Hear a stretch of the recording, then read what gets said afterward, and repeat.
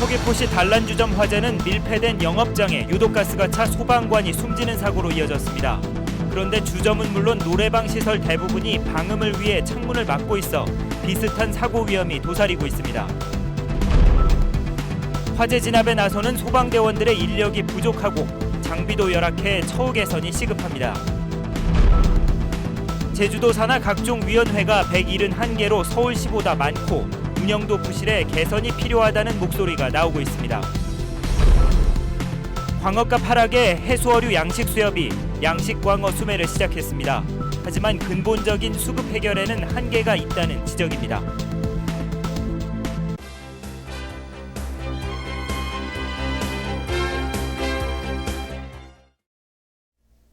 여러분 안녕하십니까? 뉴스데스크 제주입니다.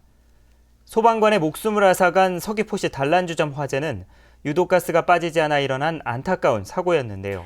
노래방 기계를 사용하는 업체들이 소음 규정을 지키기 위해 창문을 모두 막고 있어 제2, 제3의 비슷한 사고가 우려되고 있습니다. 김찬년 기자입니다.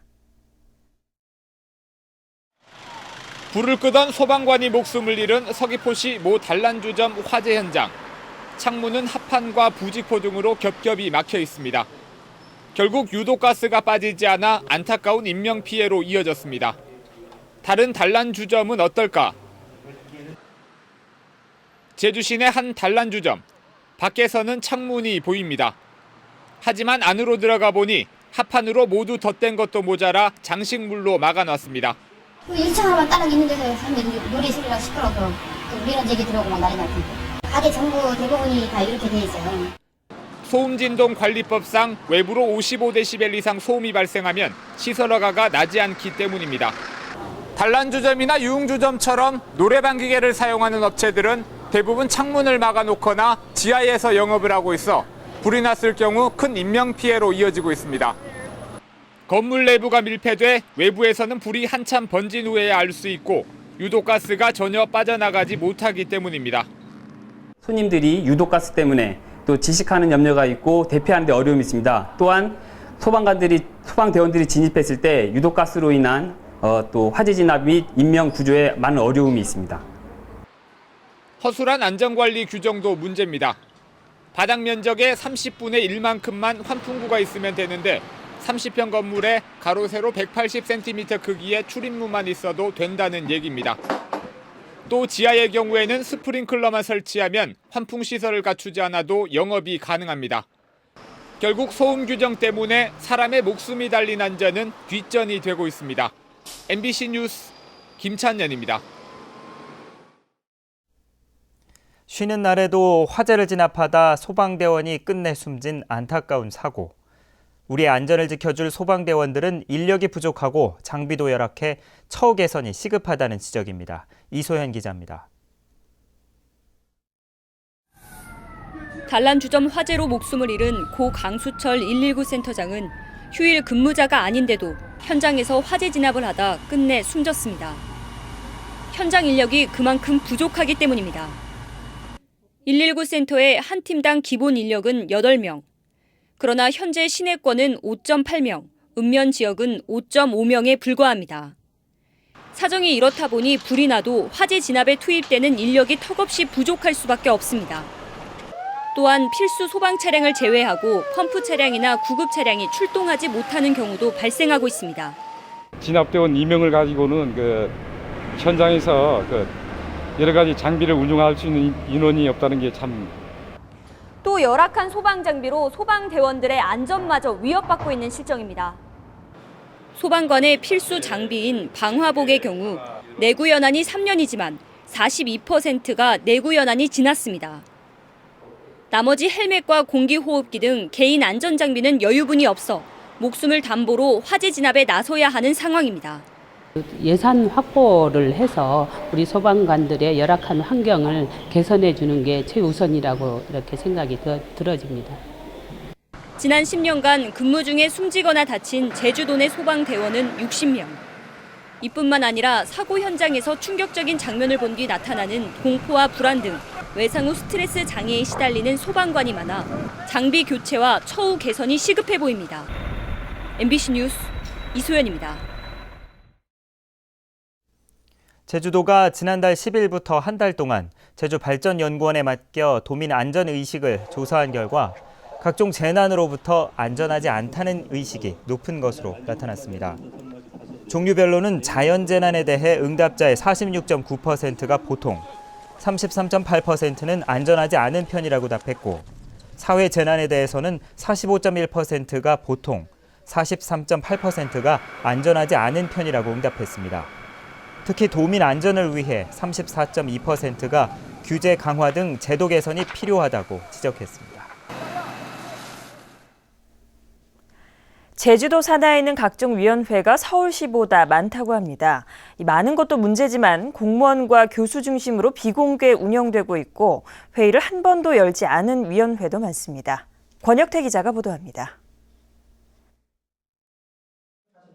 초고층 빌딩인 드림타워의 사전 재난 영향성 검토를 위해 열린 위원회. 주민 생활에 영향이 큰 만큼 많은 관심이 쏠렸지만 회의는 비공개로 진행됐습니다. 의원님들이 비공개로 진행해야 회의가 원활히 된다고 해가지고 의원님들이 의견을 존중해야 할 겁니까, 위원장이? 법률에 의해 시민과 전문가의 정책 참여를 보장하고 관료 중심의 행정에서 벗어나기 위해 만들어진 것이 각종 위원회입니다. 이 같은 위원회는 제주도에 모두 171개, 서울시 136개보다 많습니다. 문제는 위원회 구성입니다. 인사나 예산, 허가 등의 의결권을 가진 이른바 핵심위원회를 보면 전현직 공무원과 교수, 도의원 비율이 61%에 이릅니다. 관피아, 학피아 논란이 제기되는 대목입니다. 비판 없는 협력자, 우리가 거수기 역할을 한다고 그러죠. 그런 어떤 이 위원회로 이제 구성하기 위해서 구성을 해서 지금까지 운영했던 부분들이 좀 보이고요. 부실한 운영도 문제입니다. 전체 위원회 가운데 1년에 3차례 미만 회의를 연 위원회가 전체의 60%가 넘습니다.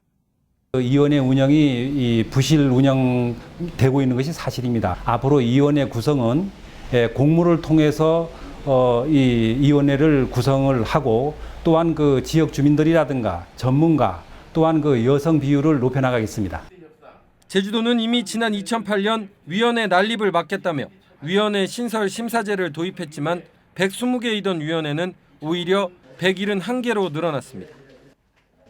협치를 전면에 내세운 민선 6기 도정이 이번 약속을 얼마나 이행할지 지켜볼 일입니다.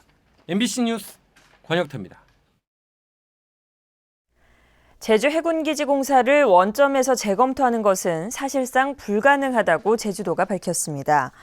오늘 열린 제주도의회 행정자치위원회 도정 업무보고에서 김용구 민군복합형 관광명 추진단장은 항만공사가 74% 진행된 상황에서 원점 재검토는 현실적으로 어렵다고 말했습니다. 다만 강정마을회와 논의를 거쳐 조사위원회를 구성해 진상조사를 하고 잘못된 부분에 대한 사과와 적절한 행정조치를 취할 것이라고 덧붙였습니다. 최근 광어 가격이 폭락하면서 양식 수협이 수매에 나섰습니다. 100톤가량을 사들여서 냉동 상태로 수출한다는 계획인데 근본적인 해결에는 한계가 있어 보입니다. 김현선 기자가 보도합니다. 팔어 운반차에서 양식 광어들을 얼음물에 쏟아붓습니다. 냉동하기 전에 최대한 신선한 육질을 유지하기 위한 방법입니다. 광어를 냉동하면 활어 가격의 절반 수준으로 떨어지지만 소비량이 워낙 줄고 값이 폭락하자 양식 수협이 고육지책을 쓰고 있는 겁니다. 키로부터 키로 100 사이즈 보유량이 가장 많습니다. 이 사이즈를 일시에 한꺼번에 드러냄으로써 가격 지지 효과가 기대됩니다. 요즘 양식 광어 판매 가격은 킬로그램당 8,000원 선, 생산 원가인 10,000원에도 미치지 못하고 있습니다. 일본 방사능 유출 여파에 세월호 참사 등으로 소비는 위축된 데다 공급량은 20%가량 늘면서 지난해보다 가격이 30% 이상 하락했습니다. 급기야 양식 수협이 이달 말까지 10억 원을 투입해 광어 100톤을 수매하고 있지만 임시 처방에 그칠 가능성이 커 보입니다. 소비도 너무 부진돼 있고요.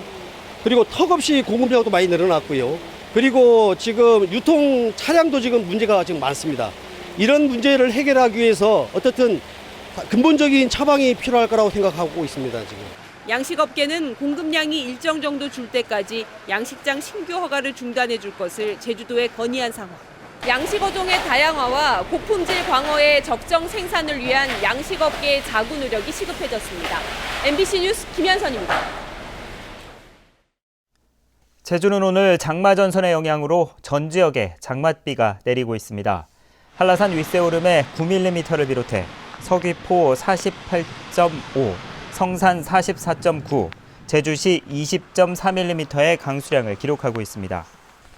산간과 남부 지역에는 저녁 7시를 기해 호우주의보가 내려진 가운데 150mm가 넘는 비가 오겠고 해안에도 30에서 80mm의 비가 오겠습니다. 특히 내일 새벽에는 돌풍을 동반한 폭우가 쏟아질 것으로 예상돼 특별한 주의가 필요합니다. 장맛비는 내일 낮까지 이어지다 오후부터 점차 그치겠다고 제주지방기상청은 예보했습니다. 원희룡 제주지사는 어제 안전행정부를 방문해 제주 4.3 평화공원 3단계 조성 사업비 120억 원 가운데 미지급된 50억 원을 지원해 줄 것을 건의했습니다. 또 4.3 평화재단 사업 추진을 위한 정부 출연금 30억 원을 반영해달라고 요청했습니다.